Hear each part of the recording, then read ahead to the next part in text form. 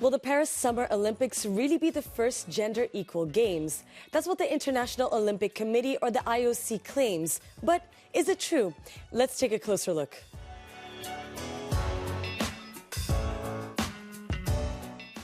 The International Olympic Committee, or the IOC, has been lauding itself for having achieved full gender parity for the first time in history.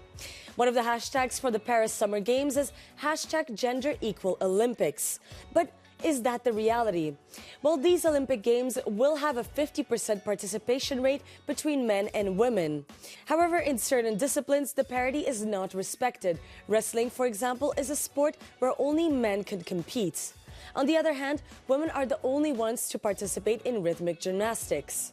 The IOC has also modified certain events. The 50-kilometer walk, previously reserved for men, will instead be a mixed relay race. However, there are still more events reserved for men's sports than women's during these upcoming Summer Games in Paris. According to Michelle Donnelly, Assistant Professor of Sports Management at Brock University, numbers alone don't tell the whole story. Parity is not the same thing as equality. It's a numerical equality. It's about numbers. Equality is a much fuller kind of understanding of men and women not only having the same number of opportunities, but having the same conditions of participation. Those might be differences in the length of races, the size and weight and kind of spacing of equipment in an event.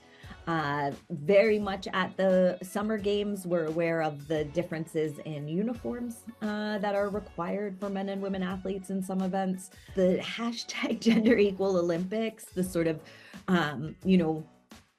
more than what's actually happening claims that are being made right now are very concerning in terms of really sending the message that we're there. We've achieved gender equality, and we just haven't. Women remain hugely underrepresented during the Olympics as coaches or technical officials. However, it's true that gender parity has been quickly increasing, considering the hurdles women had to overcome to be part of the Olympic Games. The founder of the IOC, Baron Pierre de Coubertin, barred women from competing in the first modern Olympic Games back in 1896.